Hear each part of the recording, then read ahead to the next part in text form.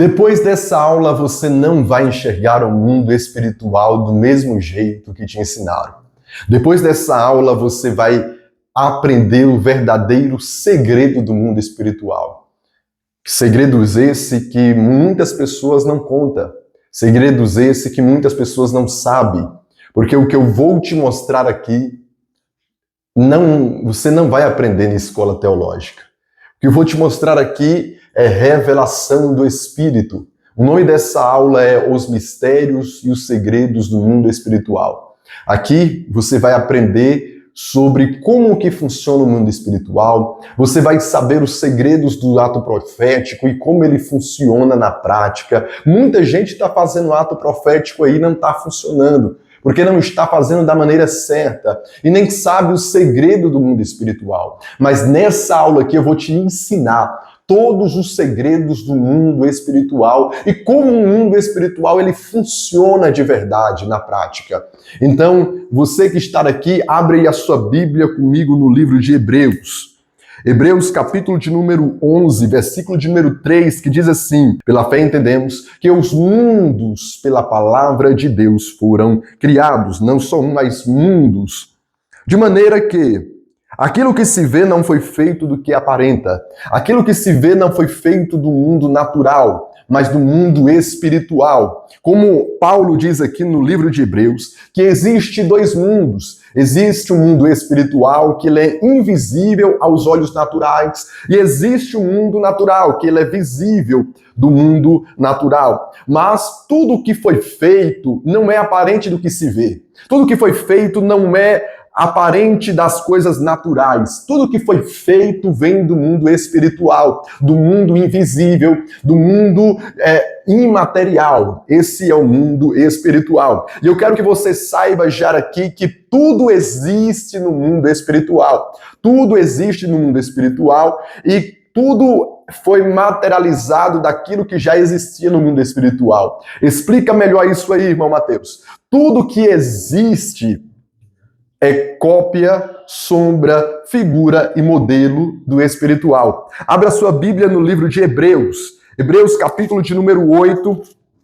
Hebreus capítulo de número 8, versículo de número 1, que diz: ora, a suma do que temos dito é que temos um sumo sacerdote tal, que está assentado nos céus, à destra da majestade do trono, ministro do santuário, o verdadeiro tabernáculo, a qual o Senhor fundou e não o homem, as quais servem de modelo, sombra das coisas espirituais, como Moisés divinamente foi avisado, já para acabar o tabernáculo, porque foi dito: olha, tudo fazei conforme no que o monte te mostrou. Então Deus deu uma ordem a Moisés para fazer um tabernáculo. Que esse tabernáculo era esse? Do verdadeiro tabernáculo, tabernáculo original. Ele não vem do mundo natural. O tabernáculo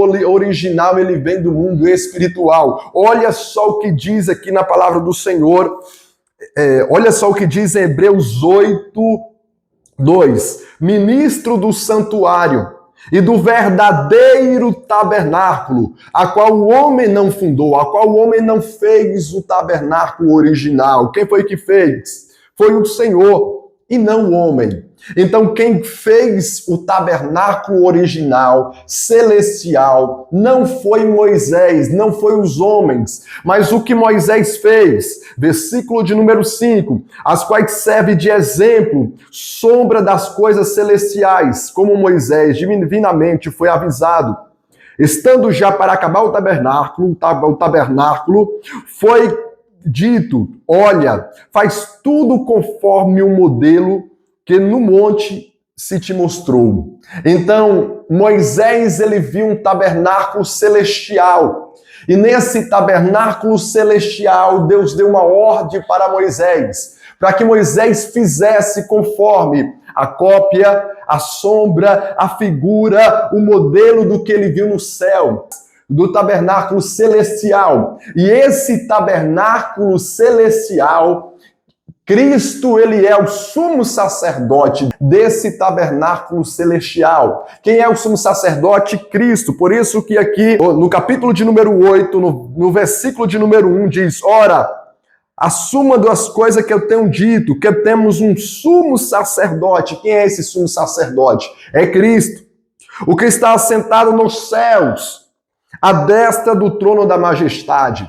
Então, Cristo, ele é o sumo sacerdote desse tabernáculo celestial. E desse tabernáculo celestial, aonde Cristo, ele é o sumo sacerdote, para que ele se tornasse sumo sacerdote, primeiramente, ele foi o cordeiro, ele foi a oferta. Por isso que o texto diz que ele abriu esse caminho, um novo e vivo caminho, porque no mesmo momento que ele foi sacerdote oferecer, ele também foi a oferta. A oferta de Cristo Jesus não foi oferecida na terra. O seu sangue foi oferecido no céu, nesse tabernáculo celestial. Então você já sabe que tudo que existe no mundo físico, no mundo natural, é cópia, é sombra, é figura, é modelo das coisas espirituais. Então tudo que existe aqui na terra existe no céu.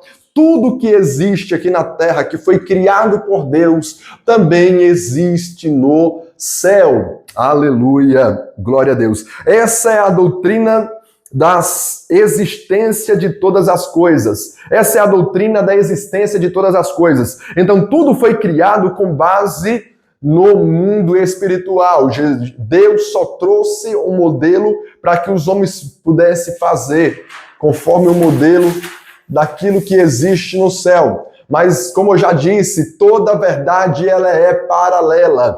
E sobre essa verdade que é paralela, tudo existe no mundo espiritual, e do mundo espiritual vem para o mundo natural. E como existe um eixo de simetria, existe aqui um eixo espiritual de simetria, que aonde Deus, ele fala para o mundo natural e ele fala para o mundo espiritual. Quando Deus está falando para o mundo espiritual, ele está falando palavra rema, que é a palavra revelada, é a revelação, que só quem é espiritual para entender o que é o rema, a palavra revelada. Mas Deus também fala através do Logos, que é a palavra literária, a palavra escrita, a palavra falada, só que uma revelação mais profunda. Cristo é o Logos de Deus. Enquanto Jesus era o temporário, Cristo, ele era o Logos que estava eternamente, era a revelação de que? Do Filho de Deus, homem. Então, o mundo espiritual, ele funciona assim. As coisas espirituais só é discernido para quem é espiritual. Jesus veio à Terra, só que quem não era espiritual não entendeu, via Jesus como simples carpinteiro, via Jesus como profeta, mas não conseguia acreditar e ver Jesus como Cristo, como Filho do Deus vivo, como sendo o próprio Deus. Eles não tinham essa revelação. Só Pedro que recebe de fato essa revelação, quando diz: tu és o Cristo. E quando ele recebe essa revelação, Jesus fala para Pedro: pois tu és Petros, e sobre essa pedra que era ele, edificarei a minha igreja, porque ele recebeu a revelação rema. Então o mundo espiritual funciona assim. Deus fala para os dois mundos simultaneamente. Quando Deus fala para os dois mundos, o mundo natural responde o mundo espiritual. Primeiramente, Deus fala com o mundo espiritual e o mundo natural corresponde ao mundo espiritual. Então você já entendeu que existe dois mundos, que existe um eixo de simetria, que Deus fala sobre esses dois mundos. E esses dois mundos, qual é a linguagem que falada aqui? A linguagem falada no mundo espiritual é uma linguagem simbólica. O mundo espiritual entende das linguagens simbólicas para facilitar o nosso entendimento. Porque se falasse coisas só espirituais, se não usasse símbolos, nós não conseguíamos compreender. Então Deus usa símbolos humanos, Deus usa símbolos físicos palpáveis para que nós entendemos das coisas espirituais, o homem natural entenda. Por quê? Porque o homem espiritual já entende, mas para que o homem natural entenda, a linguagem é simbólica. Que linguagem simbólica? Dê um exemplo. Quando você vê uma placa mostrando ali um sinalzinho assim, um E e um Xzinho, você já sabe que é para você não estacionar. Por quê? Porque o símbolo serve para comunicar. Então, da mesma maneira que o símbolo serve para comunicar, o mundo espiritual funciona através de símbolos. Símbolos da legalidade do mundo espiritual. Símbolos da acesso no mundo espiritual. É por isso que na macumba usa muito ali símbolos. Usa muito sangue de animais. Por quê? Porque é como o mundo espiritual funciona. É por isso que nós usamos atos proféticos. Porque os atos proféticos é a linguagem do mundo espiritual que ele consegue entender, codificar aquilo que está sendo feito, não só através de palavra, mas também através de símbolos que funciona o mundo espiritual. Para que nós entendamos as coisas espirituais, Deus colocou símbolo. Por isso que nós tomamos ceia de uma forma simbólica, para que nós entendamos o sacrifício de Cristo na cruz do Calvário. Ele deu a sua vida para que nós tivéssemos comunhão. Então, tudo no mundo espiritual é assim. Quando você faz algo simbólico no mundo espiritual, quando você faz algo simbólico no mundo físico, no mundo espiritual está recebendo aquele símbolo. E ele está decodificando aquele símbolo e vai ter uma resposta. É exatamente assim que funciona. Porque quando você faz toda ação no mundo natural, nesse eixo de simetria, tem uma ação no mundo espiritual. Toda ação no mundo espiritual tem uma ação, tem uma reação no mundo físico. Todas as ações que colaboram para o acontecimento das coisas física começa primeiro no espiritual. Por isso que Jesus vai fazer uma oração: Pai nosso que estais no céu, seja feita a tua vontade, assim na terra como é no céu. Essa palavra como quer dizer o modelo é o céu, porque as coisas primeiro acontecem no céu. A vontade de Deus no céu, ela já é soberana. A vontade de Deus no céu, ela já entra numa orquestra de maestria, de perfeição. E Ele quer que essa orquestra do céu venha para a terra através dos seus filhos, para que o reino de Deus seja manifestado como também é no céu. Oh, aleluia!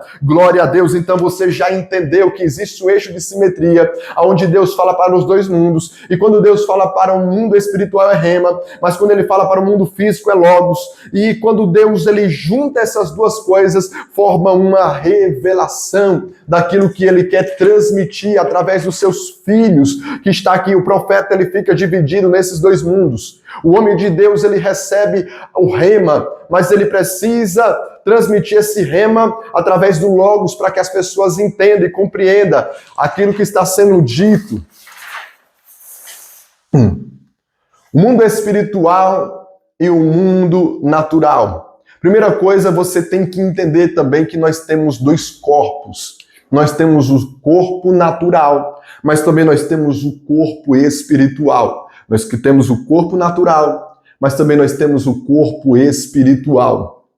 O corpo espiritual, ele está ligado ao mundo espiritual. O corpo natural está ligado ao mundo natural. O corpo físico, o corpo humano. E quem faz a divisão, e quem que faz de fato, ele fica na divisão, ele visita os dois mundos. A alma. A alma tem o poder de conectar tanto ao corpo espiritual, mas a alma também, ela fica também no corpo natural. A alma, ela vai permanecer aonde ela está sendo nutrida. Se o espírito está sendo nutrido, o corpo espiritual, ele é fortalecido.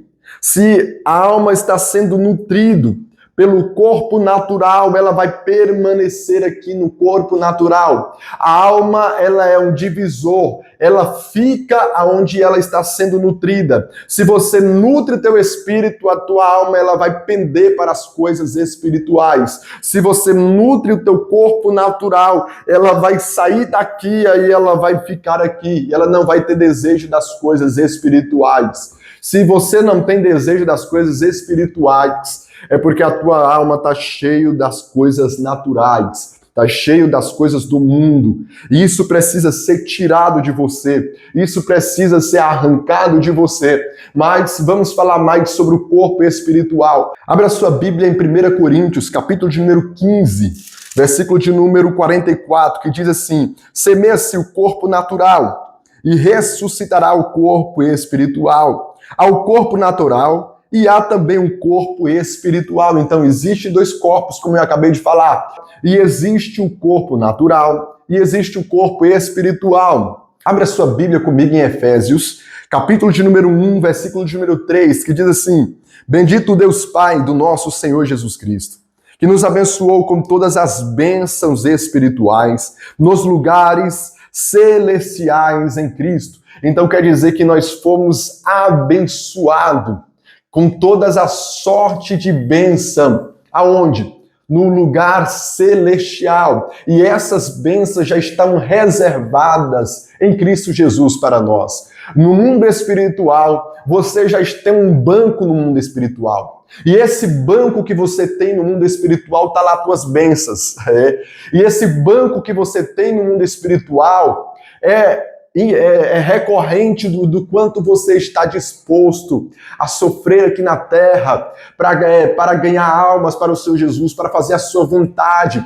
E essas bênçãos estão sendo acumuladas no mundo espiritual. E essas bênçãos, o Senhor nos abençoou com todas essas bênçãos. Mas para que nós venhamos ter todas essas bênçãos, nós precisamos permanecer no lugar que Ele nos colocou. Aonde? Nós estamos assentados nesse lugar exatamente agora com Cristo.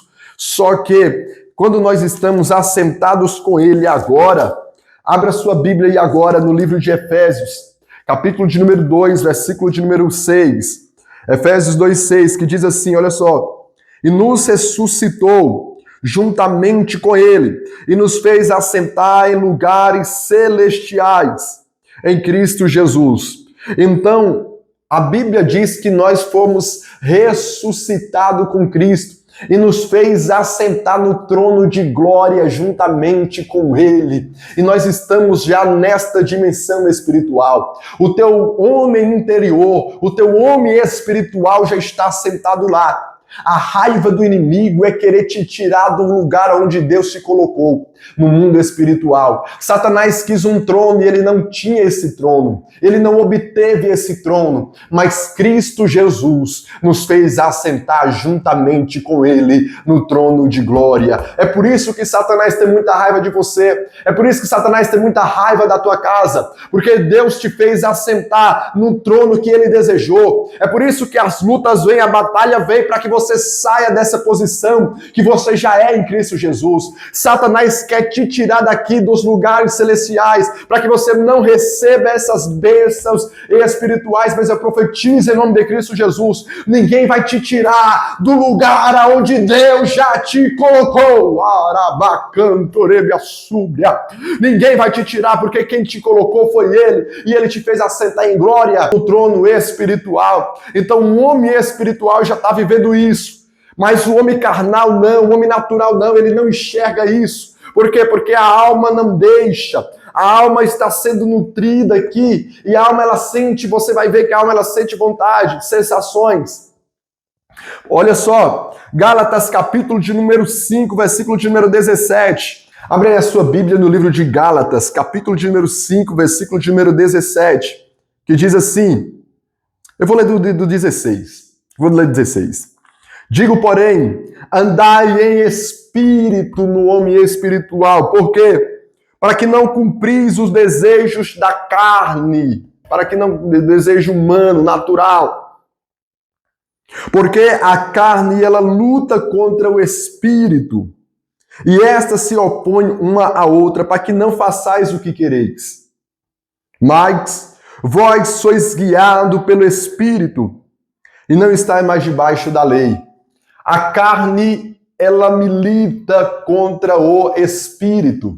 Depois que o homem caiu, a carne, ela se limitou. Depois que o homem caiu, Depois da queda do homem, lá no Jardim do Éden, a queda de Adão trouxe consequência ao corpo natural. O corpo natural entrou uma essência caída que é chamada de carne. E essa essência caída, ela deseja o quê? Satisfação imediata, prazer imediato, conforto e status. É isso que a tua carne deseja. Por isso que Paulo vai dizer que todos os dias ele esbofeteava a carne. Ele lutava contra essa carne para não fazer o que ela queres. Por quê? Porque o corpo natural ele deseja satisfação imediata.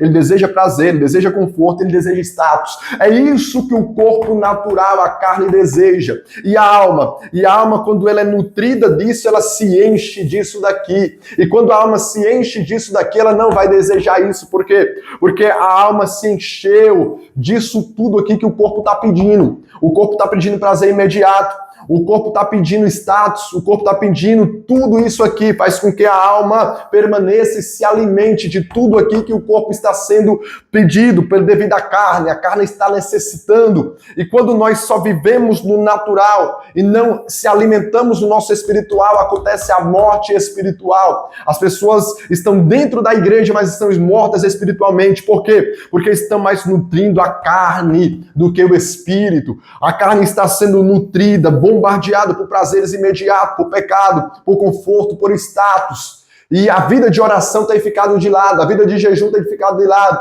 a vida de oração, de leitura da palavra tem ficado de lado. Por quê? Porque as pessoas estão se enchendo disso tudo, de status. Nas redes sociais, a vida das pessoas se tornou redes sociais. Posta ali um feed, estão mais preocupados com a curtida, com as reações que libera dopamina, serotonina no corpo, mas não estão preocupadas com o espiritual. Mas quando nós se enchemos do espirituais, nós recebemos todas essas recompensas que Paulo falou que nós recebemos em Cristo Jesus. Oh, aleluia! Então lute, meu querido, vale a pena lutar, porque o espírito está pronto, mas a alma, ela precisa ser cheia do Espírito de Deus para lutar contra a carne. Vai para lá, vai. Parte, papai, tá gravando.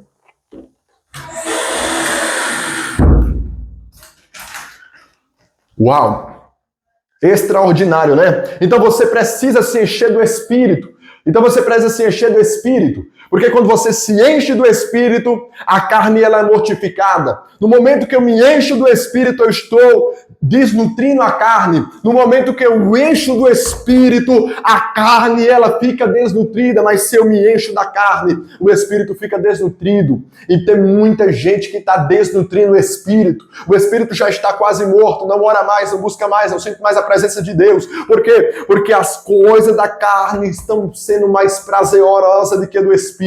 Mas Deus te chama nesta hora para se encher do Espírito, para que você venha andar em Espírito, para que você venha ser nutrido pela vida do Espírito. Oh, aleluia! Aleluia! Já estou sentindo a presença de Deus aqui agora. Eu quero que você saiba aqui agora desse segredo espiritual. Vou te contar aqui um grande segredo do mundo espiritual. Coisa que muitos pastores não sabem, coisa que muitos pregadores não sabem. Eu vou te contar e revelar esse grande segredo aqui para você. Existe uma operacionalização no mundo espiritual. O mundo espiritual não é mágico como você imagina, não. Deus colocou os anjos para fazer essa operacionalização. As coisas acontecerem no mundo espiritual precisa de ação de anjos todos os momentos, todos os tempos, porque foi assim que Deus quis que fosse. Ele é soberano, ele tem todo o poder, mas ele colocou anjos para que houvesse essa operação da sua vontade. Você vai entender melhor como isso funciona. Abre aí a sua Bíblia no livro de Mateus, capítulo de número 7, versículo de número 7. Abre aí, Mateus, capítulo de número 7, versículo de número 7. Olha só o que diz a palavra do Senhor.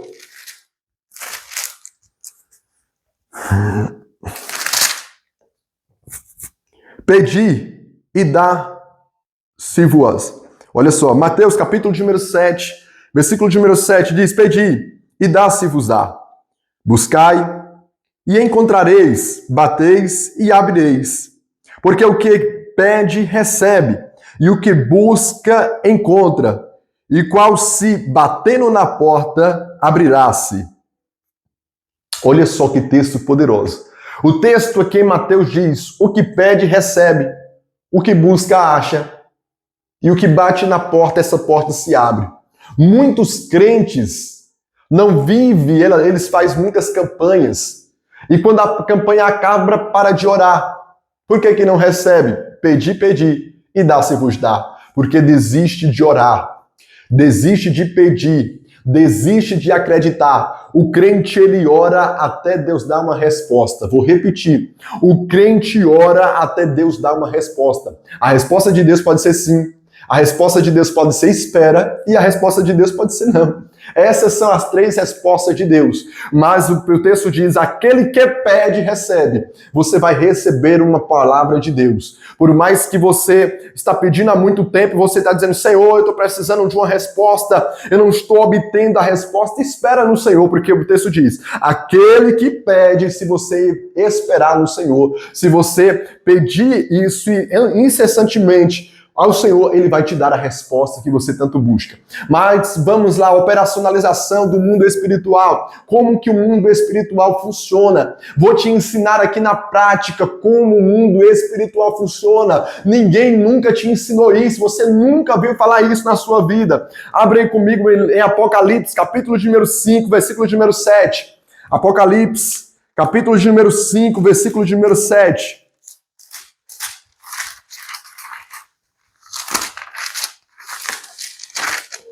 Apocalipse 5:7, que diz assim: e veio, e tomou o livro da destra do que estava sentado no trono, e havendo tomado o livro, aos quais os 4 animais e os 4 anciões prostraram diante do Cordeiro, e tendo todos eles uma harpa e uma salva no trono, cheio do incenso que era as orações dos santos. Então, eu quero que você entenda aqui agora, as orações dos santos é como uma fumaça, é como um incenso. E essa fumaça que é como incenso, quando eu e você estamos orando, sai uma fumaça espiritual. E essa fumaça, ela é pega pelo anjo. O anjo vem e ele coloca essa oração aqui no incensário. Depois que ele vem, ele pega essa oração aqui no incensário. Olha só a operacionalização. Ele leva para o ancião. E o texto diz em Apocalipse que existe 24 anciões, que também existe 24 tronos, que são representados, significa 24 horas. Esses anciões, eles trabalham 24 horas. Existe um ancião para cada horário. A cada horário, os anciões estão recebendo milhares e milhares de orações aqui agora.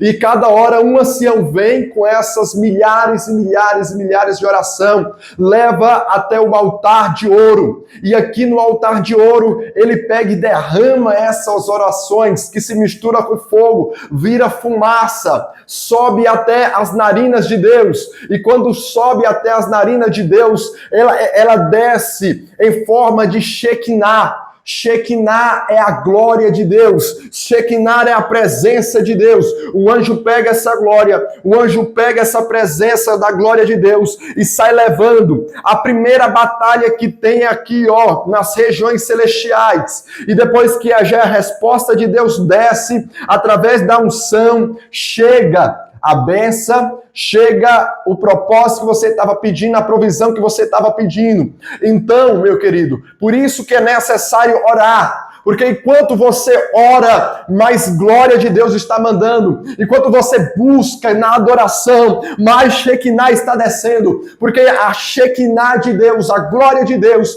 é a manifestação do poder dele que vai fazer sinais, vai fazer maravilhas, vai ter poder, vai ter bênção, vai ter cura, vai ter restauração. Mas você precisa sair deste campo aqui das brigas, das lutas, das regiões celestiais, para que a Shekinah de Deus venha descer poder, venha descer unção, venha descer resposta, venha descer aquilo que você tem buscado no Senhor. Mas para que isso aconteça, você precisa sair desse nível. Por quê? Porque tem respostas de Deus que Deus vai responder muito rápido. Tem resposta que Deus responde automaticamente, em questão de segundos. Tem resposta que demora minutos. Tem resposta de Deus que demora semanas. Tem resposta de Deus que demora anos para ele responder. Por quê? Porque existe todo esse percurso no mundo espiritual.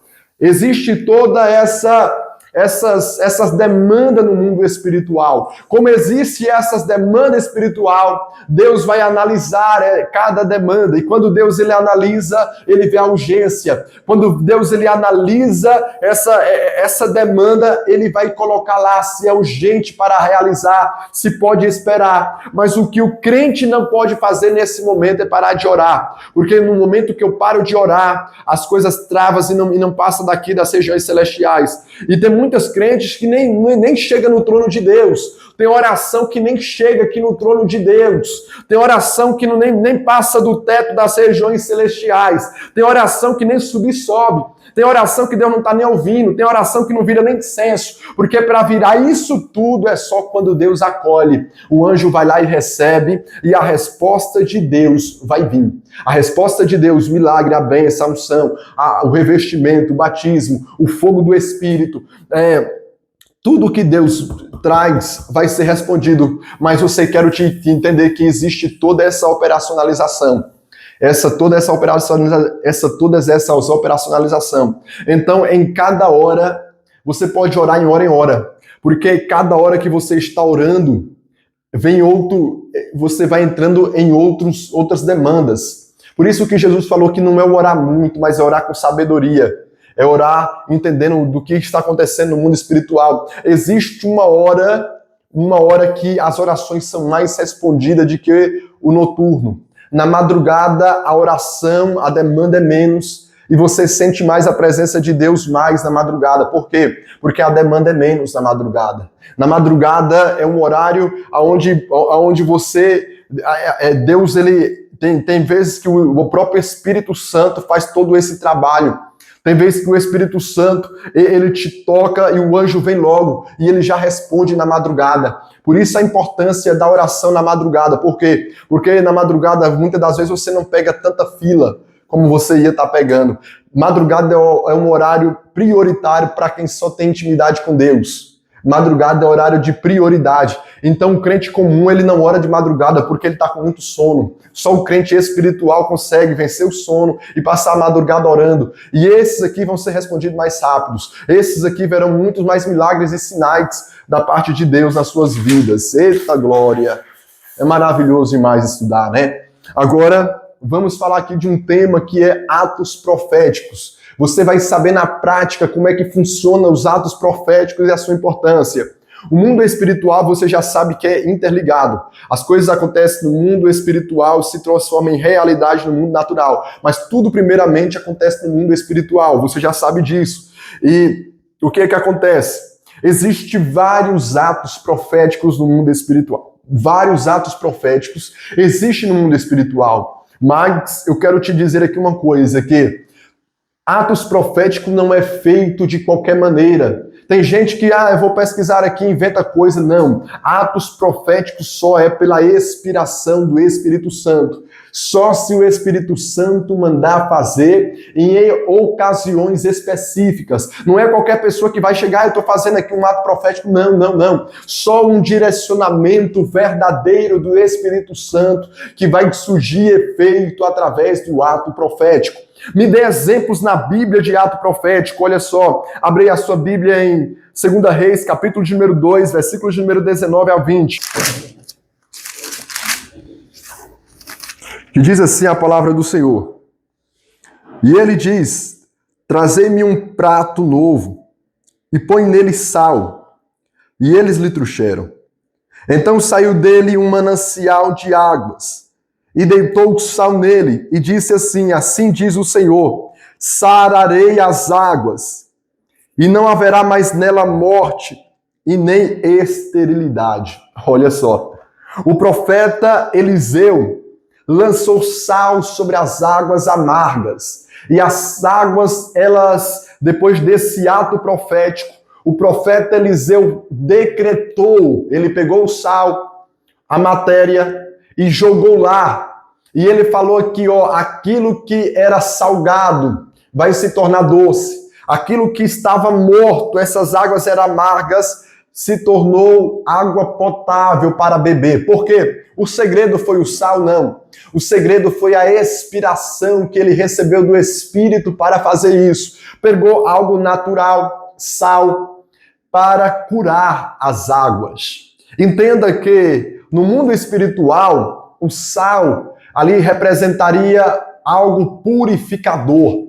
No mundo espiritual, e Deus trabalha com isso, algo humano, ele tem um poder de significados no mundo espiritual. Exemplo, um óleo.